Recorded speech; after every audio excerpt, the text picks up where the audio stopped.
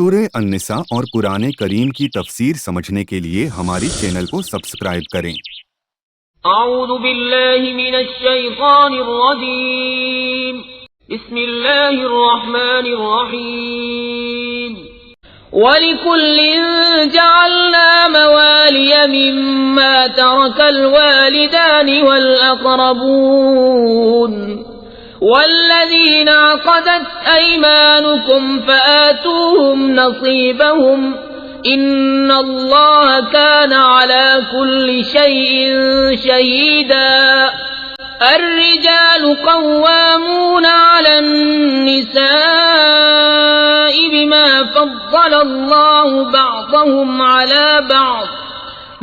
فضل الله بعضهم على بعض وبما أنفقوا من أموالهم فالصالحات قانتات حافظات للغيب بما حفظ الله واللاتي تخافون نشوزهن فعظوهن واهجروهن في المضاجع واضربوهن فإن أطعنكم فلا تبغوا عليهن سبيلا ان اللہ کان علیا کبیرا۔ اللہ رب العزت ارشاد فرماتا ہے، اور ماں باپ اور رشتہ دار جو کچھ مال چھوڑیں ہم نے سب کے لیے اس مال میں مستحق بنا دیے ہیں۔ جن سے تمہارا معاہدہ ہو چکا ہے انہیں ان کا حصہ دو، بے شک اللہ ہر شے پر گواہ ہے۔ یوں تو وراثت کے تفصیلی مسائل اس سے پہلے گزر چکے ہیں، مگر یہاں ایک معاہدے کا ذکر اللہ رب العزت نے فرمایا ہے جسے عقد موالات مراد ہے۔ عقد موالات کیا ہے؟ اس کی صورت یہ ہے کہ ایسا شخص جس کا نسب مجہول ہو، مجہول یعنی کہ جس کے نسب میں کوئی ہو نہ، لڑکا لڑکی، مطلب جس کا نسب منقطع ہو چکا، مجہول ہو، کوئی پہچاننے والا نہ ہو، تو ایسا شخص جس کا نسب مجہول ہو وہ دوسرے سے یہ کہے کہ تو میرا مولا ہے اور میں مر جاؤں تو تو میرا وارث ہوگا، اور میں کوئی جرم کروں تو تجھے دیت دینی ہوگی۔ یعنی کسی شخص سے جس کا نسب مجہول ہے وہ ایک انسان کو یہ کہتا ہے کہ تو میرا وارث ہے اور میں مر جاؤں تو میرے مال کا بھی وارث تو ہے، اور اگر میں جرم کروں تو میری دیت بھی تجھے دینی ہوگی۔ ایسا اس نے کہا، اور دوسرا کہے کہ میں نے قبول کیا، یعنی میں نے بھی اس معاہدے کو قبول کیا۔ اس صورت میں یہ عقد جو ہوا یہ عقد صحیح ہوتا ہے اور قبول کرنے والا وارث بن جاتا ہے اور دیت بھی اسے پر لازم آتی ہے۔ اب دوسرا بھی اسی کی طرح سے مجہول النسب ہو اور ایسا ہی کہے اور یہ بھی قبول کر لے، یعنی دوسرا بھی مجہول النسب ہو، اس کا بھی کوئی نہ ہو، اور وہ بھی یہ کہے کہ بھئی تو میرا وارث ہے، میں مر جاؤں تو میرے مال کا تو وارث ہے، اور اگر میں جرم کروں تو میری دیت بھی تیرے اوپر لازم ہوگی، تو یہ بھی قبول کر لے۔ اس نے بھی ایسا کہا، دوسرا بھی ایسا کہے، اور یہ دونوں نے ایک دوسرے کے اس بات کو قبول کر لیا، یہ معاہدہ کر لیا، تو یہ عقد صحیح ہو گیا، اور ان دونوں میں سے ہر ایک دوسرے کا وارث ہو گیا، اور ایک دوسرے کی دیت بھی ایک دوسرے ہی پر لازم آ گئی اگر جرم کرتے۔ تو یہ عقد جو ہوا اس کو عقد موالات کہتے ہیں، ورنہ وراثت کے جو تفصیلی مسائل ہیں وہ پیچھے گزر چکے ہیں کہ جو ترکہ ہوتا ہے میت کا، اس میں اس مال کے حقدار کون ہیں، کون کتنے حصے کا مالک ہے، وارث بنے گا، تو وہ سارے مسائل پیچھے گزر گئے۔ مگر یہاں ایک عقد، ایک معاہدے کا اللہ رب العزت نے ذکر فرمایا کہ جس کا نسب مجہول ہو اگر وہ کسی کو اس طریقے سے اپنا وارث بنائے تو یہ عقد کرنا بھی صحیح ہو جاتا ہے۔ اگلی آیت کہ مرد عورتوں پر نگہبان ہے اس وجہ سے کہ اللہ نے ان میں ایک دوسرے پر فضیلت دی، اور اس وجہ سے کہ مرد عورتوں پر اپنا مال خرچ کرتے ہیں۔ یعنی یہاں اس آیت میں اللہ رب العزت نے مردوں کی عورتوں پر فضیلت کا ذکر فرمایا کہ مردوں کو اللہ رب العزت نے عورتوں پر حاکم بنایا اور انہیں فضیلت دی ہے. اس وجہ سے فضیلت دی ہے کہ مرد عورتوں پر اپنا مال خرچ کرتے ہیں اور ان کی ساری ضروریات کا خیال رکھتے ہیں. تو نیک عورتیں شوہروں کی اطاعت کرنے والی اور ان کی عدم موجودگی میں اللہ کی حفاظت و توفیق سے حفاظت کرنے والی ہوتی ہیں. اور یہاں نیک عورتوں کی فضیلت بیان کی گئی کہ نیک عورتیں وہ ہوتی ہیں کہ جو شوہروں کی اطاعت کرتی ہے اور ان کی عدم موجودگی، غیر موجودگی میں اس کے گھر کے سامان کی اور ساری چیزوں کی اللہ رب العزت کی دی ہوئی توفیق سے وہ حفاظت کرنے والی ہوتی ہے. اور جن عورتوں کی نافرمانی کا تمہیں اندیشہ ہو، یعنی جو عورتیں نافرمان ہو یا ان کی نافرمانی کا اندیشہ ہو، تو انہیں سمجھاؤ اور نہ سمجھنے کی صورت میں ان سے اپنے بستر الگ کر لو. یہ کتنی بہترین تعلیم ہے اس آیت میں. آج اکثر ہمارے گھر جو اللہ ماشاء اللہ مسلمانوں کے معاشرے میں جو ٹوٹ رہے ہیں یا میاں بیوی دونوں کا رشتہ جو خراب ہو رہا ہے، وہ ناسمجھ کی وجہ سے چھوٹی چھوٹی باتیں بہت بڑا ایشو بن جاتی ہے اور اس کی وجہ سے دو خاندان ایک دوسرے کے دشمن بن جاتے ہیں. پھر کورٹ وغیرہ میں کیس چلتے ہیں، نہ اس کا کوئی حل آتا ہے، نہ ادھر والے اس سے راضی ہیں نہ ادھر والے. تو بہتر یہ ہے کہ جو اسلام نے تعلیم دی ہے اس تعلیم کے مطابق ہم اپنی زندگی گزاریں. کہ اگر عورتیں نافرمان ہیں یا نافرمانی کا تمہیں اندیشہ ہے تو انہیں سمجھاؤ، نہ سمجھے تو پھر اپنے بستر الگ کر لو. آج کل تو تھوڑی سی اگر ایسی نا اتفاقی ہو گئی تو مرد اپنی زبان سے ایسے الفاظ جو طلاق پر مبنی کرتے ہیں، یعنی طلاق بھی بول دیتا ہے اور طلاق دے بھی دیتا ہے چھوٹے سے جھگڑے پر، اور سیدھی 3 طلاقیں دیتا ہے.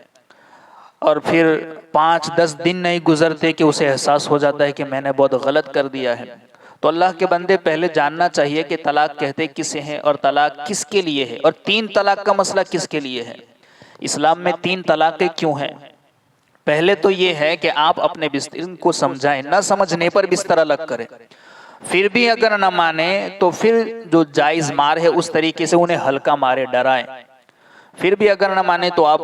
ادھر خاندان والے اور اپنے خاندان والے لوگوں کو بلا کر جو سمجھدار ہیں، جو اس کا حل نکالے، انہیں بٹھا کر کے بات کا حل نکالے، کوئی مسئلہ. اور پھر بھی اگر بات نہیں بن پا رہی اور تو آپ 1 طلاق دیں. اور اگر ایک دوسرے کو طلاق دینے کے بعد 1 یا 2 طلاق دینے کے بعد ہو سکتا ہے کہ اسے عدت کے اندر یہ احساس ہو جائے، بیوی یا تو اپنی غلطی مان لے یا شوہر نے اگر غلط کیا ہے تو وہ اپنی غلطی مان لے، تو ان کے پاس ایک موقع ہے کہ وہ پھر ایک دوسرے کے ساتھ زندگی گزار سکتے ہیں. یعنی اگر وہ رجعت کر لیتے ہیں واپس، یعنی میاں بیوی دونوں ایک ہو جاتے ہیں، جس سے کوئی ایسا کام کر لے جس سے میاں بیوی دونوں ثابت ہو جائے، تو ان کا رشتہ ثابت ہو جائے. تو اگر عدت کا جو زمانہ ہے اس کے اندر انہیں احساس ہو جاتا ہے تو حلالے والی صورت اس میں نہیں ہے. کب تک؟ جب 1 طلاق دی ہو یا 2 طلاقیں دی ہو. اور اگر عدت گزر جائے تو پھر وہ بائن ہے، پھر صرف نکاح کرنا ہوتا ہے. اگر عدت بھی گزر گئی ہے بعد میں اگر ہونا تو پھر ایک نکاح کے ذریعے، حلالے کی ضرورت نہیں ہے، نکاح کے ذریعے دونوں ایک ہو سکتے ہیں. تیسری طلاق تو اس وقت ہے کہ میاں بیوی دونوں ایک دوسرے کے ساتھ رہنا ہی نہیں چاہتے، تو پھر اسلام نے تمہیں پابند نہیں کیا کہ اب زندگی پر ایسے ہی اپنی زندگی گزارتے رہو. ایک حل دیا ہے کہ 3 طلاقیں لے کر کے بیوی اپنا راستہ الگ کر لے، شوہر اپنا راستہ، یعنی یہ کسی اور کے ساتھ نکاح کر لے، وہ کسی اور کے ساتھ نکاح کر لے. وہ اس وقت ہے جب آپ اپنی زندگی گزار ہی نہیں سکتے، راستے الگ کر لیں. پھر زندگی پر تو ایسا رشتہ نبھا نہیں سکتے. یہ ان لوگوں کے لیے، اور اس کے لیے یہ سخت قانون رکھا ہے کہ اگر یہ حلالے والا مسئلہ نہ ہوتا تو پھر ہر گھر کا مسئلہ یہ ہوتا کہ طلاقیں واقع ہو جاتی. تو پہلے سمجھنا چاہیے کہ طلاق کیا ہے. طلاق دینے سے پہلے کتنی طلاق؟ تو 3 طلاق کا مسئلہ کس کے لیے ہے؟ جو رہنا ہی نہیں چاہتے. پھر کہتے ہیں کہ حضرت ہم نے غصے میں دی تھی یا اس نے سنا نہیں تھا. چاہے کچھ بھی ہو، سارے ہیلے حوالے کرنے سے کوئی فائدہ نہیں ہے. اس سے بہتر تھا کہ آپ سمجھتے، اس کا کوئی حل نکالتے. تو بہرحال اسلام کی تعلیمات کتنی اچھی ہے کہ جن عورتوں کی نافرمانی کا تمہیں اندیشہ ہو یا نافرمان ہو تو انہیں سمجھاؤ، نہ سمجھے تو اس صورت میں اپنے بستر الگ کر، اس کے بعد پھر نہ سمجھے تو انہیں مارو، اور اگر وہ تمہاری اطاعت کر لیں، یعنی اب اگر وہ تمہاری فرما بردار ہو جائے تو اب ان پر زیادتی کرنے کا راستہ تلاش نہ کرو، یعنی پھر ان پر کوئی زیادتی نہ کرو، انہیں تکلیف نہ پہنچاؤ، بے شک اللہ بہت بلند بہت بڑا ہے۔ عورت کی ضروریات، اس کی حفاظت، اس کے ادب، اس کو ادب سکھانا یا دیگر امور جو معاشرے کے اندر ہوتے ہیں شوہر کے ذمہ، مرد کو عورت پر تسلط حاصل ہے، گویا کہ عورت رعایہ ہے، مرد بادشاہ ہے، یعنی جیسا رعایہ اور بادشاہ کا معاملہ ہوتا ہے کہ بادشاہ رعایہ کا حاکم ہوتا ہے، اسی طریقے سے عورت مرد کی رعایہ ہے اور مرد جو ہے وہ اس کا بادشاہ ہے، اس لیے عورت پر مرد کی اطاعت لازم ہے۔ اب اس سے یہ ایک بات واضح ہو گئی کہ میاں بیوی کے حقوق ایک جیسے نہیں، بلکہ مرد کے حقوق عورت سے زیادہ ہیں، اور ایسا ہونا عورت کے ساتھ ناانصافی یا ظلم نہیں، یعنی کہ بیوی کے اوپر مرد کے کچھ حقوق ہیں اور مرد کے اوپر بیوی کے کچھ حقوق ہیں، مگر دونوں کے حقوق ایک دوسرے کے برابر نہیں، بلکہ مرد کے بیوی کے اوپر حقوق زیادہ ہے۔ اس آیت سے پتہ چلتا ہے کہ مرد کو اللہ نے حاکم بنایا ہے، مرد کو عورت پر اللہ نے فضیلت دی ہے، تو اس کے حقوق بیوی پر زیادہ ہے، اس کی ذمہ داریاں بھی زیادہ ہے۔ اب اس کے حقوق زیادہ رکھے ہیں تو یہ عورت کے ساتھ ناانصافی یا ظلم نہیں کہ اس کے ساتھ اللہ نے معاذ اللہ رب العالمین، یہ حکمت کا تقاضا ہے کہ اللہ رب العزت نے مرد کو زیادہ فضیلت کیوں دی ہے، یہ حکمت ہے، جیسا کہ آپ آگے والی باتوں میں سنو گے کہ عورت کے اوپر مرد کو زیادہ فضیلت کیوں حاصل ہے۔ اب اس کا شان نزول حضرت سعد بن ربیع رضی اللہ تعالیٰ عنہ نے اپنی بیوی حبیبہ کو کسی خطا پر تماچا مارا، یعنی ایک صحابی رسول تھے جنہوں نے اپنی بیوی کو کسی غلطی پر ان کے چہرے پر ایک تماچا مارا، اور یہ اپنے والد کے یہاں چلی گئی اور اپنے والد کو لے کر کے حضور سید المرسلین صلی اللہ تعالی علیہ وسلم کی بارگاہ میں حاضر آئی اور اپنے شوہر کی شکایت کرنے لگی، تو سرکار دو عالم صلی اللہ تعالی علیہ وسلم نے قصاص لینے کا حکم فرمایا، بدلہ لینے کا۔ تب یہ آیت کریمہ نازل ہوئی، یعنی کہ ایک صحابی تھے، انہوں نے اپنی بیوی کو غلطی پر ایک تماچا مارا، تو وہ بیوی اپنے والد کے یہاں چلی گئی اور والد کو لے کر کے سرکار کی بارگاہ میں حاضر ہے اپنے شوہر کی شکایت کرنے کے لیے کہ مجھے میرے شوہر نے چہرے پر تماچا مارا ہے۔ تو سرکار نے قصاص لینے کا جیسے حکم دیا تو اسی وقت اللہ رب العزت نے آیت نازل فرمائی اور کہا کہ اللہ نے مرد کو عورت پر فضیلت دی ہے۔ تو پھر سرکار دو عالم صلی اللہ تعالی علیہ وسلم نے جب یہ آیت نازل ہوئی تو قصاص لینے سے منع فرما دیا، بما فضل اللہ بعدہم علی بعد۔ تو جب یہ آیت نازل ہوئی جس میں بتایا گیا کہ مرد عورت پر فضیلت رکھتا ہے، اس کو فضیلت دی گئی ہے، تو ایک وجہ تو یہ ہے کہ یہ آیت کے ذریعے بتایا گیا، اور دوسرا یہ کہ مرد کے عورت سے افضل ہونے کی وجوہات میں بہت سی باتیں ہیں، ان میں سے ان باتوں میں جو مین چیزیں ہیں وہ دو ہے کہ جس کی وجہ سے مرد کو عورت پر فضیلت حاصل ہے۔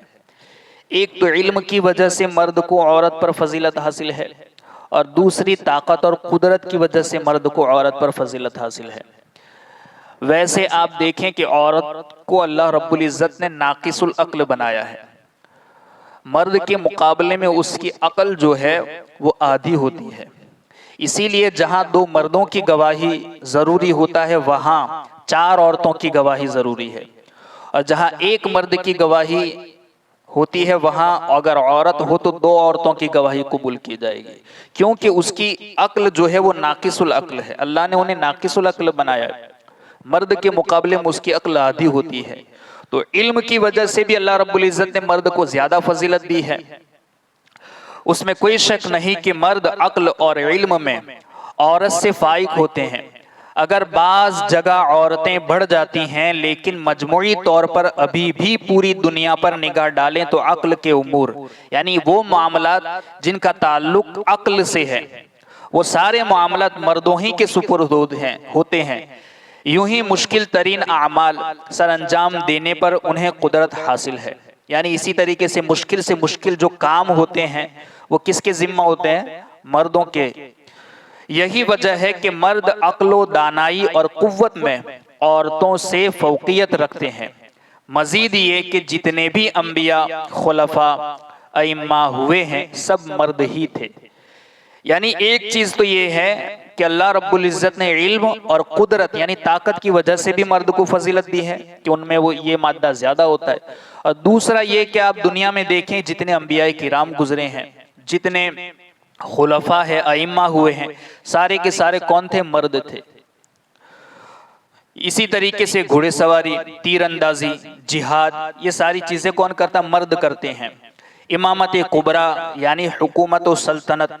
اور امامت صغریٰ یعنی نماز کی امامت، یوں ہی اذان، خطبہ، حدود و قصاص میں گواہی بالاتفاق مردوں ہی کے ذمہ ہے۔ یعنی یہ جتنی چیزیں گنوائی گئی، امامت کبریٰ کا مسئلہ ہو یعنی سلطنت اور حکمرانی ہو، یا امامت صغریٰ یعنی نماز کی امامت کا ہو، یا اذان دینا، خطبہ، حدود قصاص میں گواہی کا معاملہ ہو، یہ ساری چیزوں میں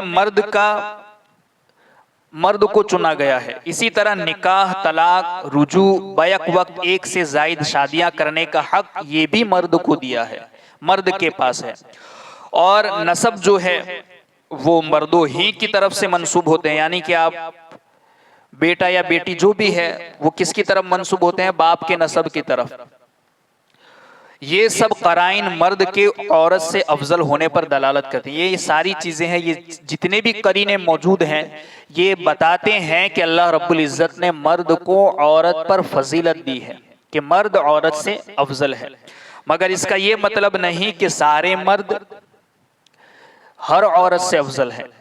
یہاں جنس مرد یعنی جتنے مرد ہیں تمام مردوں کی جنس مراد ہے،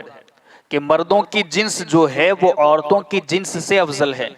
اس کا یہ مطلب نہیں کہ مرد جتنے بھی ہیں وہ ہر عورت سے افضل ہے، ایسا نہیں۔ بعض ایسی عورتیں بھی گزری ہیں جو نیک ہے، صالح، یا آئے گی آئندہ زمانے میں، جو اللہ رب العزت کی بارگاہ میں بہت بڑا جن کا مقام و مرتبہ ہے۔ تو بعض عورتیں اللہ کے نزدیک افضل ہیں۔ تو یہاں جو فضیلت اور افضلیت بتائی گئی ہے وہ جنس مرد اور جنس عورت پر، مردوں کی جنس جو ہے وہ عورتوں کی جنس سے افضل ہے۔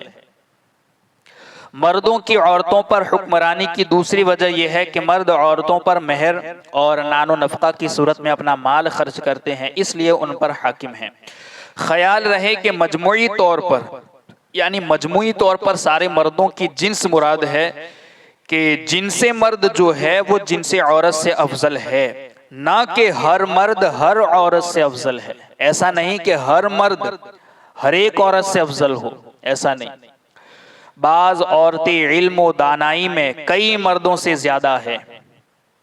جیسا کہ ام المؤمنین حضرت عائشہ صدیقہ رضی اللہ تعالیٰ عنہا، ہم جیسے لاکھوں مرد ان کے نالین کی خاک کے برابر بھی نہیں ہو سکتے۔ اسی طریقے سے دیگر صحابیہ عورتیں جو گزری ہیں وہ غیر صحابی بڑے بڑے بزرگوں سے بھی افضل ہے، کیونکہ مقام صحابیت پر وہ فائز ہیں۔ تو وہ جو عورتیں صحابیہ گزری ہیں وہ ہمارے اس امت کے بڑے بڑے بزرگان دین، حتیٰ کہ غوث العظم دستگیر جیسے اولیاء کرام، ان سے بھی افضل ہیں۔ تو یہاں جو افضلیت بتائی گئی مردوں کی وہ جنس مرد یعنی مردوں کی جتنی جنس ہے، ایک ہی جنس ہے، یعنی مجموعی طور پر جتنے مرد ہیں ان کی جنس مراد ہے، نہ کہ ہر مرد ہر عورت سے افضل ہے، ایسا نہیں ہے۔ اللہ رب العزت کہی سنی باتوں پر ہم سب کو عمل کی توفیق عطا فرمائے۔ بات یہاں تک ہوئی کہ اللہ رب العزت نے عورتوں پر مردوں کو فضیلت دی ہے، تو اس کی کئی وجوہات ہے، جیسا کہ مرد علم کے اعتبار سے اور طاقت و قوت کے اعتبار سے عورت پر فضیلت رکھتا ہے۔ اسی طریقے سے جو دنیا کے اندر قرائن پائے جاتے ہیں معاملات، کہ بیٹے کا یا اولاد کا جو نسب ہے وہ مرد کی طرف منسوب ہوتا ہے، تو اس سے پتہ چلتا ہے کہ جو مرد ہیں وہ عورت سے افضل ہے۔ دوسرا یہ کہ اسے اللہ رب العزت نے حاکم بنایا ہے، تو گھر کی ذمہ داریاں مرد کے ذمہ ہے، بیوی کا نان و نفقہ، اس کی ضروریات کا خرچ، اور اس وجہ سے بھی مرد افضل ہے کیونکہ وہ بیوی پر اپنا مال خرچ کرتا ہے۔ اور یہاں اس آیت میں بھی اللہ رب العزت نے واضح فرمایا کہ مردوں کو عورتوں پر اللہ رب العزت نے فضیلت دی ہے۔ اب آگے اللہ رب العزت ارشاد فرماتا ہے فالصالحات قانتات حافظات للغیب بما حفظ اللہ۔ اسی آیت کا ایک جز ہے کہ نیک عورتیں، مگر جو آگے بات گزری ہے کہ مرد عورت سے افضل ہے، تو یہ اس کا یہ مطلب نہیں کہ ہر مرد ہر عورت سے افضل ہے۔ یہاں جنس مرد کی بات ہو رہی ہے کہ مردوں کی جنس عورتوں کی جنس سے افضل ہے۔ ہر مرد ہر عورت سے افضل نہیں، بلکہ بعض ایسی عورتیں نیک گزری ہیں جیسے کہ صحابیہ، ازواج مطہرات، تو وہ عورتیں بہرحال غیر صحابی اور دیگر لوگوں سے افضل ہیں۔ یہاں جو افضلیت ہے وہ جنس مرد کی ہے کہ جنس مرد کو اللہ نے جنس عورت سے افضل بنایا ہے، یعنی مجموعی تعداد، یعنی مجموعی مردوں کو دیکھا جائے تو مرد مجموعی عورتوں کے مقابلے میں افضل ہے۔ اب یہاں ہے کہ جو نیک عورتیں، نیک اور پارسا عورتوں کے اوصاف بیان فرمائے جا رہے ہیں کہ جب ان کے شوہر موجود ہوں تو ان کی اطاعت کرتی اور ان کے حقوق کی ادائیگی میں مصروف رہتی اور شوہر کی نافرمانی سے بچتی ہیں۔ یعنی نیک عورت کے اوصاف کیا ہے کہ جب ان کے شوہر موجود ہوں تو وہ اپنے شوہروں کی اطاعت کرتی ہیں، ان کے حقوق کی ادائیگی میں مصروف رہتی ہیں اور شوہر کی نافرمانی سے بچتی ہیں، اور جب وہ موجود نہ ہوں تو اللہ تعالیٰ کے فضل سے ان کے مال اور عزت کی حفاظت کرتی ہے۔ اب نیک بیوی کے اوصاف احادیث کے اندر بھی بیان فرمائے گئے ہیں، جیسا کہ حضرت ابو امامہ رضی اللہ تعالی عنہ سے روایت ہے کہ اللہ کے رسول صلی اللہ تعالی علیہ وسلم نے ارشاد فرمایا کہ تقوی کے بعد مومن کے لیے نیک بیوی سے بہتر کوئی چیز نہیں۔ یعنی تقوی کے بعد ایک مومن کے لیے سب سے بہترین چیز کون سی ہے؟ نیک بیوی۔ مومن کے لیے نیک بیوی سے بہتر کوئی چیز نہیں۔ اگر وہ اسے حکم دے تو وہ اطاعت کرے، اگر اسے دیکھے تو خوش کر دے، اور اس پر قسم کھا بیٹھیں تو قسم سچی کر دے، اور کہیں چلا جائے تو اپنے نفس اور شوہر کے مال میں بھلائی کرے۔ یعنی نیک بیوی کے بارے میں اللہ کے رسول نے فرمایا کہ جس مومن کو اگر نیک بیوی مل جائے تو تقوی کے بعد مومن کے لیے سب سے بہترین چیز اگر کوئی ہے تو وہ نیک بیوی کا ملنا ہے۔ اور نیک بیوی کون ہے؟ کہ اگر شوہر اسے حکم دے تو وہ اس کی اطاعت کرے، اگر اسے دیکھے شوہر تو وہ شوہر کو خوش کر دے، اور اگر کوئی کام کا حکم دے تو وہ اس کو بجا لائے، اگر شوہر چلا جائے یا وہ کہیں جائے تو اپنے نفس اور شوہر کے مال میں بھلائی کرے، یعنی اس کی حفاظت کرے۔ دوسری حدیث میں حضرت عبداللہ ابن عباس رضی اللہ تعالیٰ عنہما سے روایت ہے کہ اللہ کے رسول صلی اللہ علیہ وسلم نے ارشاد فرمایا کہ جسے 4 چیزیں ملیں اسے دنیا اور آخرت کی بھلائی مل گئی۔ یعنی جسے بھی یہ 4 چیزیں مل جائے اسے دنیا کی اور آخرت کی بھلائی مل گئی۔ وہ کون سی 4 چیزیں ہیں؟ سرکار نے فرمایا پہلی چیز شکر گزار دل، یعنی اللہ کا شکر کرنے والا دل اگر مل جائے، قلباً شاکرا، اللہ کا شکر کرنے والا دل۔ دوسرا ہے یاد خدا کرنے والی زبان، یعنی اللہ کا ذکر کرنے والی، خدا کو یاد کرنے والی زبان مل جائے۔ تیسری چیز ہے مصیبت پر صبر کرنے والا بدن، کوئی مصیبت پہنچے تو اس پر صبر کرنے والا اگر بدن مل جائے۔ اور چوتھی چیز ہے ایسی بیوی کہ اپنے نفس اور شوہر کے مال میں گناہ کی متلاشی نہ ہو، یعنی کہ اس میں خیانت کرنے والی نہ ہو، شوہر کی مال میں، شوہر کے اور اپنے نفس میں اور شوہر کے مال میں خیانت کرنے والی نہ ہو۔ یہ 4 چیزیں کون سی 4 چیزیں؟ شکر کرنے والا دل، اللہ کا ذکر کرنے والی زبان، صبر کرنے والا بدن، اور فرما بردار بیوی، نیک بیوی۔ جس مومن کو مل جائے یہ 4 چیزیں اسے دنیا اور آخرت کی بھلائیاں مل گئی۔ کتنی بڑی بات ہے۔ تو اس زمانے میں بھی اگر نیک بیوی کا مل جانا یہ اللہ رب العزت کی بہت بڑی نعمت ہے۔ اب اور بھی بہت سی احادیث میں نیک بیوی کے جو اوصاف بیان کیے گئے ہیں وہ آئے ہیں، جیسا کہ اس آیت میں اللہ رب العزت نے ارشاد فرمایا کہ بیوی نیک وہ ہے جو شوہر کی فرمان بردار ہو، فالصالحات جو شوہر کی اطاعت کرتی ہو۔ تو نیک بیوی کے اوصاف میں سے ایک چیز یہ بھی ہے کہ شوہر کی اطاعت کریں، اور شوہر کی اطاعت اس پر لازم اور ضروری ہے۔ اللہ کے رسول صلی اللہ تعالی علیہ وسلم نے تو یہاں تک ارشاد فرمایا، حضرت عائشہ صدیقہ رضی اللہ تعالیٰ عنہا سے روایت ہے کہ اللہ کے رسول نے ارشاد فرمایا، وہ فرماتی ہیں کہ رسول اللہ صلی اللہ علیہ وسلم مہاجرین اور انصار کی ایک جماعت میں جلوہ افروز تھے، یعنی صحابہ کی، مہاجرین بھی تھے اور انصار صحابہ دونوں بیٹھے ہوئے تھے اور ان کی جماعت میں سرکار بھی موجود تھے۔ ایک اونٹ نے حاضر بارگاہ میں ہو کر آپ کو سجدہ کیا، یعنی ایک اونٹ جانور اللہ کے رسول صلی اللہ علیہ وسلم کی بارگاہ میں حاضر آیا اور آ کر کے اس نے سرکار کو سجدہ کیا۔ تو آپ کے اصحاب یعنی کہ صحابہ نے عرض کیا، یا رسول اللہ صلی اللہ تعالی علیہ وسلم، آپ کے لیے تو چوپائے اور درخت بھی سجدہ کرتے ہیں، لہذا ہمارا زیادہ حق ہے کہ آپ کے لیے ہم سجدہ کریں۔ یعنی یا رسول اللہ، آپ کی تو یہ شان ہے کہ آپ کو تو چوپائے بھی سجدہ کرتے ہیں، درخت بھی آپ کے قدموں میں آ کر کے گر جاتے ہیں اور سجدہ کرتے ہیں، تو ہم تو ان سے زیادہ حقدار ہیں کہ ہم آپ کو سجدہ کریں۔ تو سرکار دو عالم صلی اللہ علیہ وسلم نے فرمایا کہ اللہ تعالیٰ کی عبادت کرو جو تمہارا رب ہے، اور اپنے بھائی کی عزت کرو۔ اگر میں کسی کو حکم دیتا کہ دوسرے کو سجدہ کرے تو عورت کو حکم دیتا کہ اپنے خاوند کو سجدہ کیا کرے۔ یعنی یہاں سرکار نے مرد کی فضیلت کو بیان فرمایا کہ عورت کے لیے مرد کی فرما برداری کتنی ضروری ہے، کہ اگر دنیا میں اللہ کے علاوہ کسی کو سجدہ کرنا جائز ہوتا یا کسی کے لیے سجدہ روا ہوتا تو میں حکم دیتا بیوی کو کہ وہ اپنے شوہر کو سجدہ کیا کرے۔ اگر وہ اسے حکم دے تو زرد پہاڑ کالے پہاڑ کی طرف اور کالے پہاڑ سے سفید پہاڑ کی طرف لے جائے، تو اس کے لیے مناسب یہی ہے کہ اس کے حکم کی تعمیل کرے۔ یعنی یہاں جو سرکار نے فرمایا کہ اگر خاوند اسے حکم دے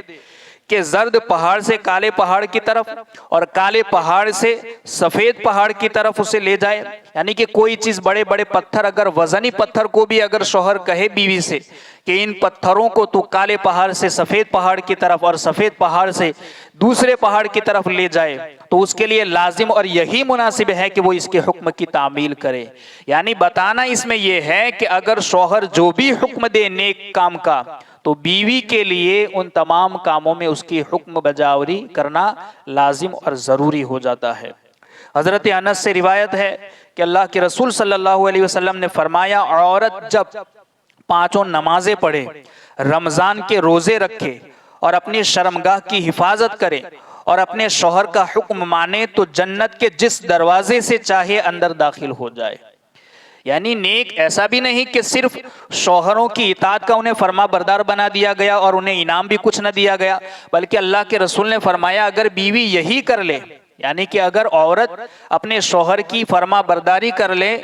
اور رمضان کے روزے رکھ لے اور نمازیں پڑھ لے تو پھر جنت اس کے لیے لازم ہو جاتی ہے، بلکہ جنت کے 8 دروازوں میں سے جہاں سے وہ داخل ہونا چاہیے اس دروازے سے وہ داخل ہو جائے۔ فرمایا اگر 5 وقت کی نماز پڑھ لے، رمضان کے روزے رکھ لے، اپنی شرمگاہ کی حفاظت کر لے اور اپنے شوہر کا حکم مانے تو جنت کے جس دروازے سے چاہے وہ داخل ہو جائے۔ یعنی کتنی بڑی بات ہے یہ! اللہ کے رسول صلی اللہ علیہ وسلم نے نیک بیوی کی علامتیں بتائی اور ان پر عمل کرنے والوں کی جنت کی بشارت بھی اللہ کے رسول نے عطا فرمائی ہے۔ اسی طریقے سے ایک روایت یہ بھی ہے کہ حضرت جابر رضی اللہ تعالیٰ عنہ سے مروی ہے، اللہ کے رسول نے فرمایا کہ 3 لوگوں کی نمازیں قبول نہیں ہوتی اور نہ کوئی نیکی اوپر اٹھتی ہے، یعنی کہ نہ تو نیک کام قبول ہوتا ہے اور نہ نیکی اللہ کی بارگاہ میں قبول ہوتی ہے اور نہ نمازیں قبول ہوتی ہے۔ کون سے وہ 3 لوگ ہیں؟ پہلا، فرار ہونے والا غلام، یعنی کہ وہ غلام جو اپنے مالک یہاں کام کاج کرنے کی بجائے وہ وہاں سے بھاگ جائے۔ فرار ہونے والا غلام یہاں تک کہ اپنے مالکوں کی طرف واپس لوٹے، بھاگا ہوا غلام جب تک اپنے مالک کے پاس واپس نہیں آتا اس وقت تک نہ نیک کام قبول ہوتا ہے نہ نمازیں قبول ہوتی. اور اپنا ہاتھ ان کے ہاتھ میں رکھے، یعنی کہ واپس آ جائے، جب تک واپس نہ آئے اور اپنا ہاتھ ان کے ہاتھ میں نہ رکھے تب تک. دوسرا ہے وہ عورت جس کا خاوند اس سے ناراض ہو،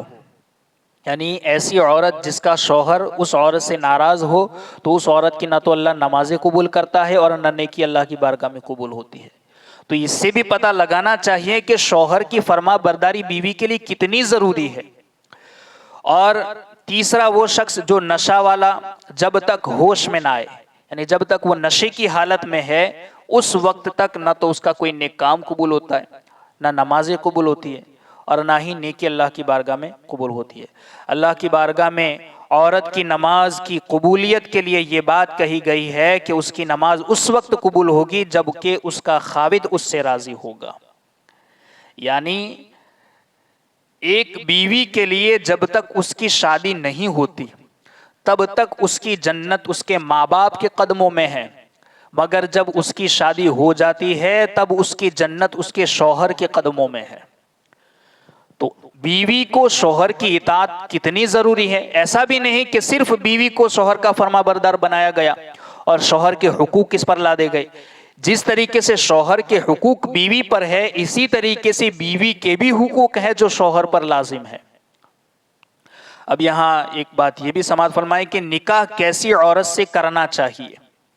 عورت کیسی ہو، نکاح میں کیسی عورت سے نکاح کرنا چاہیے. اس کے حوالے سے بتایا گیا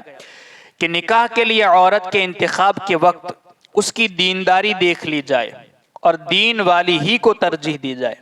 یعنی حدیث کا تو مفہوم یہ ہے کہ نکاح کرتے وقت آپ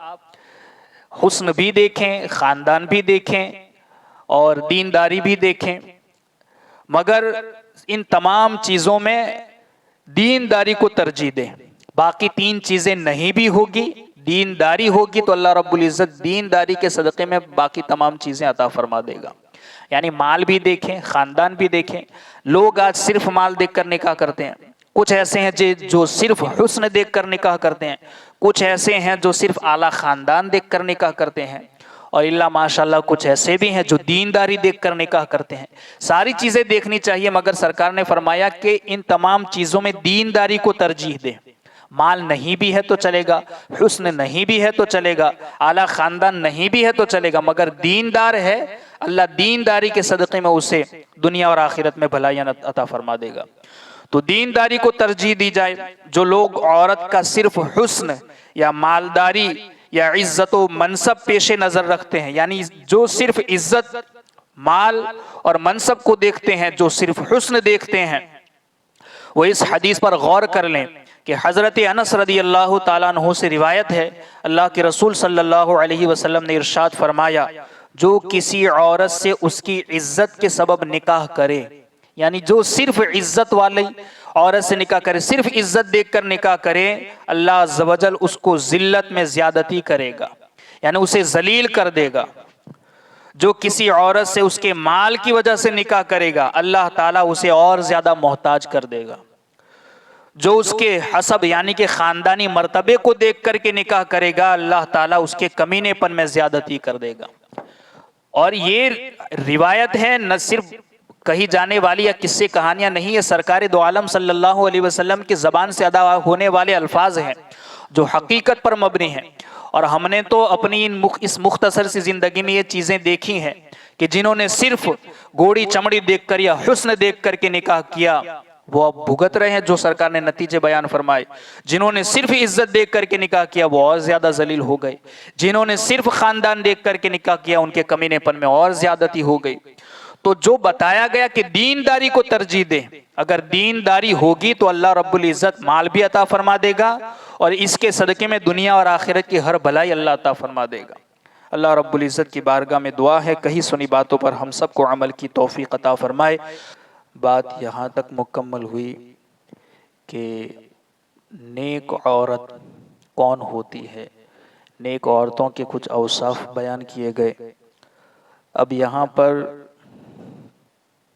عورت کی اصلاح کا ایک احسن طریقہ بیان کیا جا رہا ہے کہ وہ عورتیں کہ جن کی نافرمانی کا تمہیں اندیشہ ہو، واللاتی تخافون نشوزہن، اور جن عورتوں کی نافرمانی کا تمہیں ڈر ہو۔ تو سب سے پہلے نافرمان بیوی کو اپنی اطاعت کے فوائد اور نافرمانی کے نقصانات بتاؤ۔ اصلاح کا طریقہ یہ ہے کہ سب سے پہلے نافرمان بیوی کو اطاعت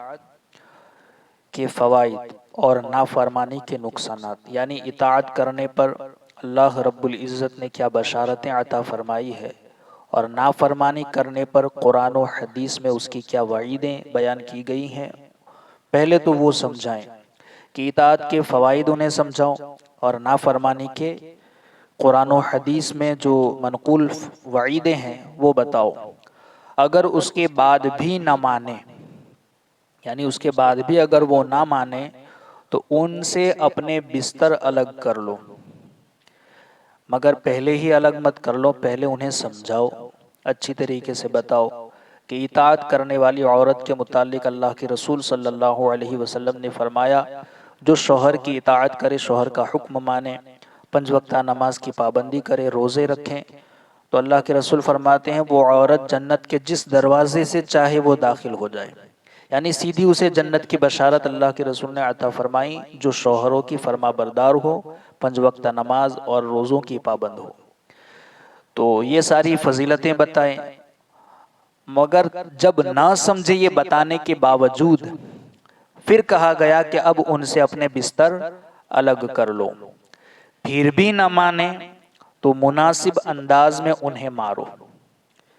تیسرا سٹیپ ہے مارنے والا، مگر پہلے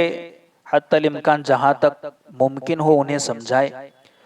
پھر نہ سمجھے تو اپنے بستر الگ کر لیں، پھر نہ چاہتے ہوئے بھی، یعنی کہ اس کے بعد بھی اگر وہ نہ مانے اور نہ سمجھیں، تب مناسب انداز میں، ایسا بھی نہیں کہ جس طریقے سے جاہلانہ طریقے سے لوگ جو ہاتھ میں آیا اس سے مارتے پیٹتے ہیں، ایسا نہیں، مناسب انداز میں انہیں مارو۔ اس مار سے مراد ہے کہ ہاتھ یا مسواک جیسی چیز سے، ہاتھ یا مسواک جیسی چیز سے چہرے اور نازک اعضاء کے علاوہ، یعنی چہرے پر بھی نہیں مارنا، اور اس کے علاوہ جتنے بھی نازک اعضاء ہے وہاں نہیں مارنا ہے۔ چہرے اور نازک اعضاء کے علاوہ دیگر بدن پر 1 یا 2 ضربے لگا دیں، ہاتھ سے یا مسواک جیسی چھوٹی چیز سے،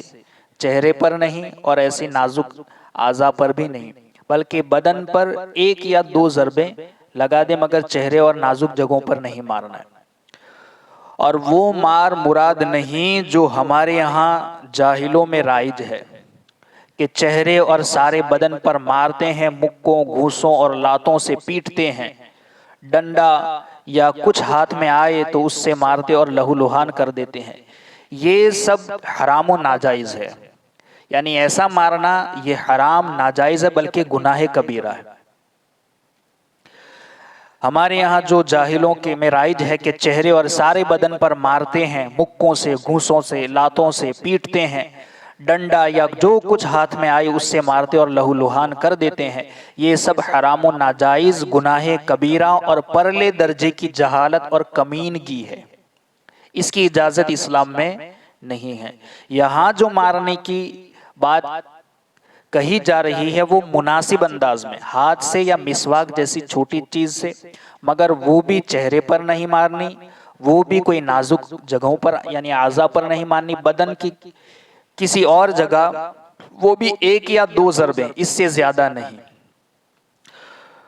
عورت اور مرد دونوں کو چاہیے کہ وہ ایک دوسرے کے حقوق کا لحاظ رکھیں۔ اب یہاں پر عورت اور مرد کے حقوق کے حوالے سے کچھ حدیثیں بیان کی جا رہی ہیں کہ حضرت عمرو بن احوص رضی اللہ تعالی عنہ سے روایت ہے کہ اللہ کے رسول صلی اللہ علیہ وسلم نے ارشاد فرمایا، میں تمہیں عورتوں کے حق میں بھلائی کی وصیت کرتا ہوں، وہ تمہارے پاس مقید ہیں، تم ان کی کسی چیز کے مالک نہیں ہو، البتہ یہ کہ وہ کھلم کھلا بے حیائی کی مرتکب ہوں، اگر وہ ایسا کرے تو انہیں بستروں میں علیحدہ چھوڑ دو۔ یعنی سرکار نے فرمایا میں تمہیں عورتوں کے حق میں بھلائی کی وصیت کرتا ہوں، ان کے ساتھ بھلائی کا معاملہ کرو، اور فرمایا وہ تمہارے پاس مقید ہیں، تم ان کی کسی چیز کے مالک نہیں ہو۔ ہاں اگر وہ کھلم کھلا بے حیائی کی مرتکب ہو جائیں، یعنی کھلم کھلا گناہ کرے، بے حیائی کرنے لگے، اگر وہ ایسا کرے تو انہیں بستروں میں علیحدہ چھوڑ دو، انہیں ان کے بستر الگ کر دو، اور اگر نہ مانے تو ہلکی مار مارو۔ پس اگر وہ تمہاری بات مان لیں تو ان کے خلاف کوئی راستہ تلاش نہ کرو، مگر سمجھانے پر اور بستر الگ کر دینے پر یا مارنے پر اگر وہ تمہاری بات مان لیں تو پھر کوئی ان کے خلاف کوئی راستہ تلاش نہ کرو۔ تمہارے عورتوں پر اور عورتوں کے تمہارے ذمہ کچھ حقوق ہیں۔ تمہارا حق یہ ہے کہ وہ تمہارے بستروں کو تمہارے ناپسندیدہ لوگوں سے پامال نہ کرائیں، یعنی ایسے لوگوں کو گھر میں نہ آنے دے جنہیں تم ناپسند کرتے ہو۔ تمہارا یہ حق ہے کہ وہ تمہارے بستروں کو تمہارے ناپسندیدہ لوگوں سے پامال نہ کرائیں، اور ایسے لوگوں کو تمہارے گھروں میں نہ آنے دیں جنہیں تم ناپسند کرتے ہو، اور تمہارے ذمے ان کا حق یہ ہے کہ ان سے بھلائی کرو، عمدہ لباس اور اچھی غذا انہیں کھلاؤ۔ یعنی عورتوں کا تم پر یہ حق ہے کہ تم انہیں ان کے ساتھ بھلائی کا معاملہ کرو، انہیں اچھا لباس پہناؤ، عمدہ اور اچھی قسم کی غذائیں کھلاؤ۔ دوسری حدیث حضرت معاذ ابن جبل سے روایت ہے، اللہ کے رسول نے ارشاد فرمایا جب عورت اپنے شوہر کو دنیا میں ایذا دیتی ہے، یعنی کوئی تکلیف پہنچاتی ہے یا ایذا دیتی ہے، تو حور عین کہتی ہیں، یعنی جنت کی وہ بڑی آنکھوں والی حوریں کہتی ہیں خدا عز و جل تجھے قتل کرے، اسے ایذا نہ دے، یہ تو تیرے پاس مہمان ہے، عن قریب تجھ سے جدا ہو کر ہمارے پاس آ جائے گا۔ حضرت ام المؤمنین ام سلمہ رضی اللہ تعالی عنہا سے روایت ہے، اللہ کے رسول نے ارشاد فرمایا کہ جو عورت اس حال میں مری کہ اس کا شوہر اس پر راضی تھا تو وہ جنت میں داخل ہو گئی، یعنی شوہر کی رضامندی عورت کے لیے جنت کی بشارت ہے۔ اگر کوئی عورت اس حال میں مری کہ اس کا شوہر اس سے راضی تھا تو وہ جنت میں داخل ہو گئی۔ حضرت ابو ہریرہ سے روایت ہے کہ اللہ کے رسول نے ارشاد فرمایا میں تمہیں عورتوں کے بارے میں بھلائی کرنے کی وصیت کرتا ہوں، تم میری اس وصیت کو قبول کرو۔ وہ پسلی سے پیدا کی گئیں اور پسلیوں میں سے زیادہ ٹیڑھی اوپر والی ہے، یعنی عورت کو پسلی سے پیدا کیا گیا، اور پسلی آپ جانتے ہیں کہ ٹیڑھی ہوتی ہے، اور پسلیوں میں بھی اوپر والی زیادہ ٹیڑھی ہوتی ہے۔ اگر تو اسے سیدھا کرنے چلے تو توڑ دے گا، اور اگر ویسی ہی رہنے دے تو ٹیڑھی باقی رہے گی۔ یعنی کہ سیدھی سی بات ہے، سرکار نے اس حدیث کے ذریعے یہ پیغام دیا کہ عورت ایک پسلی سے پیدا کی گئی ہے، جیسے پسلی ٹیڑھی ہوتی ہے تو عورت میں کچھ نہ کچھ ایسے ٹیڑھا پن ہوگا۔ اگر تو بالکل اسے سیدھا کرنا چاہے گا تو توڑ دے گا، یعنی کہ تو اسے طلاق دے دے گا، اور اگر ایسے ہی چھوڑ دے گا ٹیڑھی تو وہ باقی رہیں گی، یعنی کہ تمہاری زندگی گزرتی چلی جائے گی۔ حضرت ابو ہریرہ سے روایت ہے کہ اللہ کے رسول نے ارشاد فرمایا عورت پسلی سے پیدا کی گئی، وہ تیرے لیے کبھی سیدھی نہیں ہو سکتی، اگر تو اسے برتنا چاہے تو اسی حالت میں برت سکتا ہے، یعنی جیسی ہے ویسی ہی اس کے ساتھ زندگی بسر کر، اور سیدھا کرنا چاہے گا تو توڑ دے گا، اور توڑنے سے مراد کیا ہے، یعنی کہ تو اسے طلاق دے گا، یعنی طلاق دینا مراد ہے۔ تو بہتر یہی ہے کہ حتی الامکان جہاں تک ہو سکے انہیں اگر نافرمانی کا تمہیں خوف ہو تو انہیں سمجھایا جائے، قرآن و حدیث کے اندر نافرمانی کی جو وعیدیں ہیں وہ سنائی جائے، اور اطاعت کے جو فائدے ہیں، جو بشارتیں ہیں وہ بتایا جائے۔ اگر اس کے بعد بھی نہ مانے تو پھر ان کے بستر الگ کر دیں، اس کے بعد بھی اگر نہ مانے پھر جا کر کے ہلکی سی مارنے کی اجازت ہے، مگر وہ بھی چہرے وغیرہ نازک اعضاء پر انہیں نہ مارا جائے، اور اس کے بعد بھی پھر اگر نہ مانے تو پھر معاملہ آگے پنچ وغیرہ جو آپ بٹھا سکتے ہیں، یعنی 5 آدمی ادھر سے 5 آدمی ادھر سے بیٹھ کر کے جو حل نکل آئے تو وہ بہتر طریقہ جو ہو اس پر عمل کیا جائے۔ فَإِنْ أَطَعْنَكُمْ، پھر اگر وہ تمہاری اطاعت کر لیں، یعنی کہ ان ساری چیزوں کے بعد، تمہیں سمجھانے کے بعد اگر وہ اطاعت کر لے، یا بستر الگ کرنے کے بعد تمہاری بات مان لے، یا ہلکی سی مار مارنے کے بعد وہ تمہاری بات مان لے، یعنی کہ جب تمہاری اطاعت کر لیں، جب گناہ کے بعد توبہ کرنے کی صورت میں اللہ تعالیٰ تمہاری توبہ قبول فرما لیتا ہے، تو تمہیں بھی چاہیے کہ تمہاری زیر دست عورت، یعنی کہ تمہارے ہاتھ کے نیچے جو عورت ہے، جب قصور کرنے کے بعد معافی طلب کرے اور نافرمانی چھوڑ کر اطاعت گزار بن جائے تو اس کی معذرت قبول کر لو اور توبہ کے بعد اسے تنگ نہ کرو۔ یعنی کہ اگر وہ اپنے کیے پر شرمندہ ہے اور اس سے معافی طلب کر رہی ہیں اور اب تمہاری اطاعت گزار بن گئی ہے، تو پھر تمہیں چاہیے کہ اسے معاف کر کے اپنی زندگی آگے خوشحال زندگی بسر کرنی چاہیے۔ ایسا نہیں کہ اس کی پرانی چیزوں کو تم یاد کر کر کے انہیں تکلیف دیتے رہو۔ معاف کرنے پر تو اللہ بھی معاف کر دیتا ہے، توبہ کرنے پر اللہ گناہ کبیرہ بھی معاف کر دیتا ہے، تو پھر عورت کو آپ معاف کر دیں اور اسے تنگ نہ کریں۔ اس آیت سے ان لوگوں کو نصیحت حاصل کرنی چاہیے جو عورت کے 1000 بار معذرت کرنے، گر گڑا کر پاؤں پڑنے، طرح طرح کے واسطے دینے کے باوجود اپنی ناک نیچی نہیں کرتے۔ یعنی کہ یہاں سمجھایا ان لوگوں کو جا رہا ہے جو 1000 بار عورت کے معافی مانگنے کے باوجود، گڑ گڑا کر رو رو کر پیر پڑنے کے باوجود بھی، طرح طرح کے واسطے دینے کے باوجود اپنی ناک نیچی نہیں کرتے، اور صنف نازک کو، یعنی کہ اس کمزور ذات کو، عورت کو مشق ستم بنا کر اپنی بزدلی کو بہادری سمجھتے ہیں، یعنی انہیں مار پیٹ کر اس بزدلی کو اپنی بہادری سمجھتے ہیں۔ اللہ تعالیٰ ان بہادروں کو عاجزی اور سمجھنے کی توفیق عطا فرمائے۔ یہ آیت ایک ہے مگر اس میں بہت ساری زندگی کے حسین پہلوؤں کو بیان فرما دیا گیا ہے۔ اللہ رب العزت کہی سنی باتوں پر ہم سب کو عمل کی توفیق عطا فرمائے۔ اللہم ربنا نور قلوبنا بالقرآن وزین اخلاقنا بالقرآن ونجنا من النار بالقرآن وادخلنا في الجنة بالقرآن اللہم رزقنا تلاوة القرآن اللہم اہدنا ہدایت القرآن اللہم ربنا آتنا شفاعت القرآن وصلی اللہ تعالی علی خیر خلقہ ونور عرشہ محمد وعلی آلہ واصحابہ اجمعین برحمتک یا ارحم الراحمین۔